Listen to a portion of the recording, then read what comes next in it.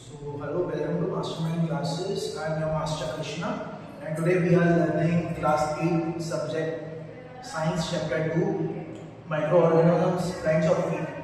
Yeah, friends means you know कि दोस्त, right? And feet means आपके दुश्मन, right? So today we will see कि जो microorganisms आपके surrounding में रहते हैं, जो कीटाणु आपके surrounding में रहते हैं, वो आपके दोस्त हैं, आपके दुश्मन. So let us see one by one what will topics you are going to cover. First definition, what do you mean by microorganisms? Right? Living organisms too small to be seen with naked eyes. Right? Microorganisms come from two words, micro and organisms. Micro मतलब ऐसी चीजें जो आप आंखों से देख नहीं सकते हैं. ये चीजें इतनी छोटी होती है कि आपकी नजर में नहीं आती. और organisms मीन्स जीव जंतु. तो ऐसे जीव जंतु जो आपके आंखों से आप देख नहीं सकते नॉर्मली, उनको देख सकते हैं by the using of instruments such as microscope से आप देख सकते हैं. ऐसे ऑर्गेनिजम्स को कहा जाता है microorganisms. So they can be of two types. Microorganism दो तरह के रहते हैं, यूनिसेलुलर रहते हैं, मल्टीसेलुलर रहता है. यूनिसेलुलर का मतलब सिंगल सेल रहता है. सेल क्या रहता है? Cell is the smallest unit of life. ठीक है, कुछ भी चीजें पृथ्वी पे बनी है तो वो सेल से बनी है. सेल का इन्वेंशन सबसे पहले एक साइंटिस्ट थे, रॉबर्ट हुक, उन्होंने करा था. उन्हें पता लगाया था कि सेल से एक चीज भी एग्जिस्ट करती है इस पृथ्वी पे. एंड आफ्टर दैट जैसे जैसे विकसित होते गई अपनी साइंस, तो आगे उनको दो तरीके से बांट दिया गया. First is unicellular organism, second is multicellular. Unicellular comes from two word uni and cellular. मतलब यूनि मतलब एक, अगर एक सेल की बात करी जा रही है तो उसको यूनिसेलुलर कहेंगे, और अगर एक ही बॉडी के अंदर बहुत सारे सेल्स हैं तो उसको मल्टीसेलुलर ऑर्गेनिज्म कहेंगे. फॉर एग्जांपल ह्यूमन बीइंग जो है वो एक मल्टीसेलुलर ऑर्गेनिज्म है, क्योंकि उसकी जो बॉडी है वो अलग अलग टाइप की सेल से मिलकर बनी है. तो एक से ज्यादा सेल की बात हो रही है तो human being is a multicellular organism, right. So जैसे सेल हम कहाँ पा सकते हैं? In our surrounding everywhere we live, right. पूरे बायोस्फीयर में सेल्स, एयर की बात करें, हम वाटर की बात करें, माउंटेन्स की बात करें, टेरेस, यहाँ तक इंसान के अंदर भी सेल्स एग्जिस्ट करते हैं, राइट. फॉर एग्जाम्पल अगर हम बात करें ब्रेन की, तो जो हमारा ब्रेन है उसमें एग्जिस्ट करता है हमारे नर्व्स, जो एक टाइप का सेल है, राइट.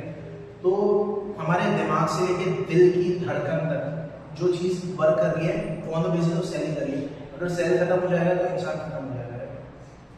सो सेल, चलो ये तो सेल्स की बात कर ली हमने.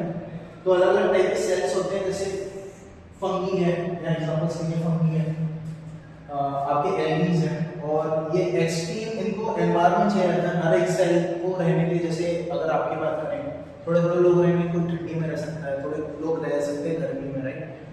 लेकिन सेल्स का भी सेम है. अगर एक्सट्रीम उनको भी पर्टिकुलर टेम्परेचर वेदर चाहिए रहता है तभी वो एग्जिस्ट कर सकते हैं.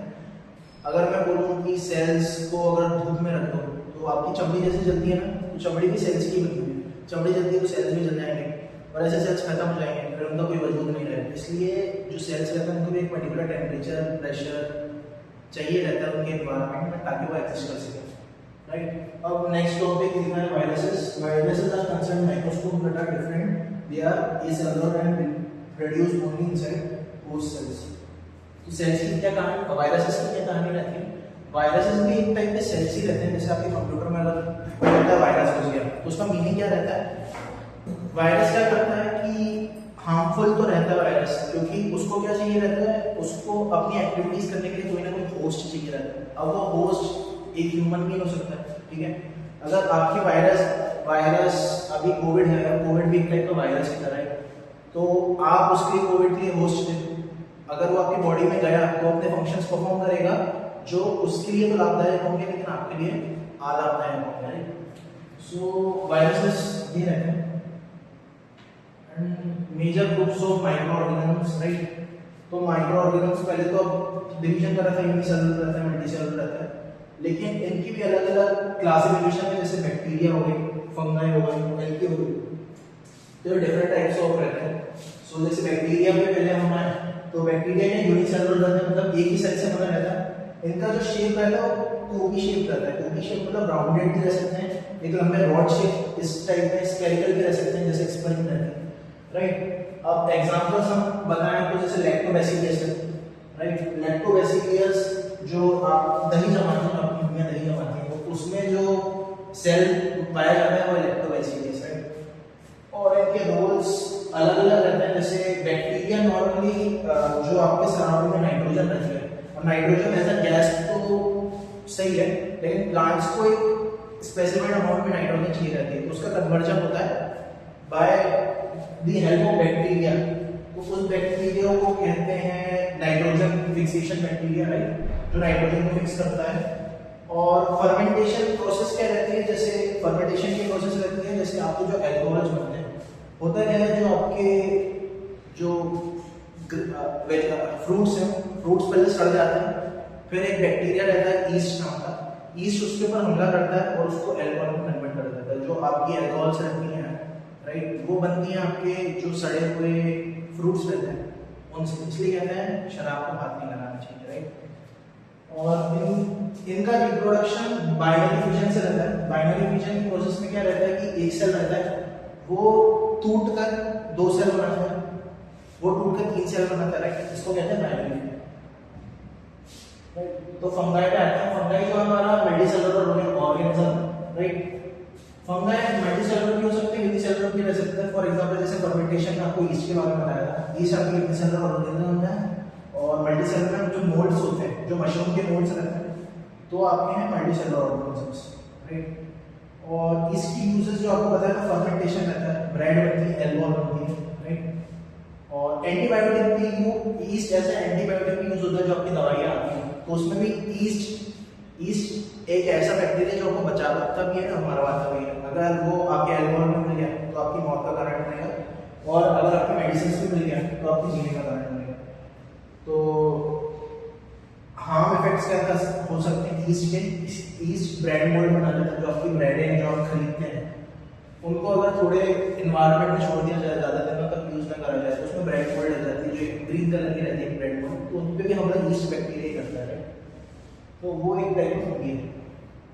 थर्ड है प्रोटोजोआ। प्रोटोजोआ आपका यूनिसेलुलर ऑर्गेनिजम्स है, और ये मॉलिटाइल रहता है। मॉलिटाइल मींस ये मूवमेंट कर सकता है बाय इट ओन, जिसका लोकोमोशन एग्जिस्ट करता है।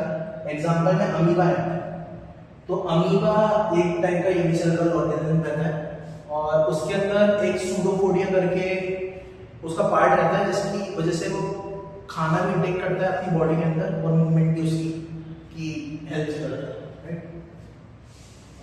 एंड जो आपके फ्री लिविंग वाटर बॉडीज हैं, वहाँ पे बड़े बड़े पैरासाइट्स रहते हैं। पैरासाइट्स ऐसे हार्मफुल ऑर्गेनिजम्स रहते हैं जो आपको मलेरिया, डिसेंट्री, डायरिया जैसे इन्फेक्शंस करते हैं, राइट। आपका नेक्स्ट टॉपिक है एल्गी। एल्गी एक मल्टीसेलुलर ऑर्गेनिज्म है, जिसको आप माइक्रोस्कोप्स की हेल्प से देख सकते हैं, राइट। एल्गी एक ऐसा टाइप का माइक्रो ऑर्गेनिज्म है जो खुद का खाना बना सकता है। मींस जैसे प्लांट्स खुद का खाना बनाते हैं by the process known as photosynthesis, वैसे ही एल्गी फोटोसिंथेसिस की प्रोसेस करके खुद के लिए खाना बना सकता है। तो एल्गी भी डिफरेंट एल्गी हो सकती है, जैसे उनके कलर के बेसिस पर रहता है। जैसे ब्लू कलर की एल्गी उसको ब्लू ग्रीन एल्गी कहते हैं। तो ब्लू ग्रीन एल्गी क्या एटमॉस्फेयर में नाइट्रोजन फिक्सेशन का काम करते हैं, जो आपको शुरुआत में बताया है, राइट। एंड यहाँ वायरसेस के बारे में लिखा है, तो वायरसेस को जैसे बता दिया था, वायरसेस को हमेशा कोई ना कोई होस्ट चाहिए रहता है अपने एक्शंस परफॉर्म करने के लिए। वो होस्ट एक ह्यूमन बीइंग हो सकता है, एक वायरस एक ह्यूमन बीइंग की बॉडी पे इन्फेक्ट करेगा, फिर अपने फंक्शन परफॉर्म करेगा, तो वो फंक्शंस वायरस के लिए तो बेनिफिशियल रहेंगे, लेकिन जो होस्ट रहेगा उसका, मतलब जो ह्यूमन बीइंग रहेगा उसके लिए नहीं हो सकते। उसको अलग अलग सिम्टम्स, बीमारियों से वो अडेप्ट करेंगे, और एट लास्ट जो ह्यूमन बीइंग है उसकी मौत हो जाएगी, लेकिन वायरस खत्म हो जाएगा। अब माइक्रो ऑर्गेनिज्म रहते हैं, राइट। ये तो देखिए माइक्रो ऑर्गेनिज्म होते हैं, लेकिन आप भी होते तो हैं, लेकिन आपका भी घर होता है, तो माइक्रो ऑर्गेनिज्म का भी घर होता है। तो different types of micro organism अलग अलग प्लेसेस पर रहते हैं, जैसे सॉइल में रह सकते हैं, वाटर में, एयर में, इन शॉर्ट बोले तो एनवायरनमेंट में हर जगह प्रेजेंस रहते हैं। उनको एक एक्सट्रीम एनवायरनमेंट चाहिए रहता है, वो हॉट भी हो सकता है, किसी बैक्टीरिया या फिर सेल्स को पोलर मतलब कोल्ड एनवायरनमेंट भी लगता है, राइट। सो एल्गी है, एल्गी मोस्टली पानी में देखते होंगे आप, तो एल्गी को जैसा है, एल्गी वाटर बॉडी में ज्यादा पानी पाया जाता है।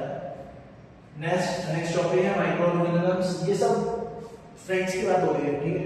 तो माइक्रो ऑर्गेनिजम्स है फ्रेंडली आपके साथ रह सकते हैं, और ऐसा फी मींस हार्मफुल इफेक्ट्स भी परफॉर्म कर सकते हैं। दुश्मन भी हो सकता है, दोस्त भी। राइट। तो माइक्रो ऑर्गेनिज्म एज अ दोस्त जैसे कैसे परफॉर्म करते हैं, जैसे आपको लैक्टोबैसिलस सेल के बारे में बताया था, जो प्रेजेंट रहता है कर्ड के अंदर, और वो जो आपका दूध रहता है, दूध के अंदर लैक्टिक एसिड रहता है। ब्रेड एंड केक, जैसे हम ब्रेड एंड केक को यूज करते हैं, तो जैसे ईस्ट हमारा है, तो ईस्ट क्या, जैसे आपको बताया गया था, तो ईस्ट क्या फर्मेंटेशन की प्रोसेस करता है, जो आपकी शुगर रहती है। फॉर एग्जांपल अगर आप फ्रूट्स लेंगे, तो उस फ्रूट्स को, जो आपके ड्राई फ्रूट्स हैं, अगर उसको, उसके अंदर जो शुगर रहती है, उसको शुगर को ब्रेक करके ईस्ट कन्वर्ट करते हैं आपके केक्स में, या फिर एल्कोहल में कन्वर्जन कर जाता है, जो आपकी पिकल्स है, राइट। अब अगर एक टाइप की पिकल्स है, आपकी मदर पिकल्स देती होंगी, कट कर दो। जैसे आपका ईस्ट बैक्टीरिया है, तो ईस्ट बैक्टीरिया क्या करता है, जो आपके ब्रेड है और केक है, तो ईस्ट बैक्टीरिया क्या, जब आपकी ब्रेडों को जो उनका प्रोडक्शन रहता है, तो ईस्ट बैक्टीरिया क्या, जो शुगर रहती है, शुगर को पहले शुगर पे अटैक करके उनको ब्रेक डाउन करता है और उनको फर्मेंट करता है इन सेंस, और उनको फिर कन्वर्ट कर देता है आपके अल्कोहल में, या फिर जो ब्रेड बनाने की प्रोसेस है उसमें भी हेल्प करता है।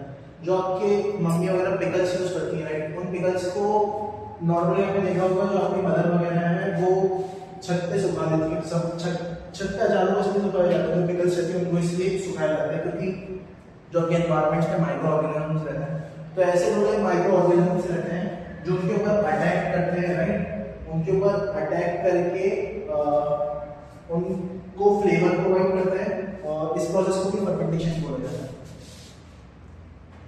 राइट।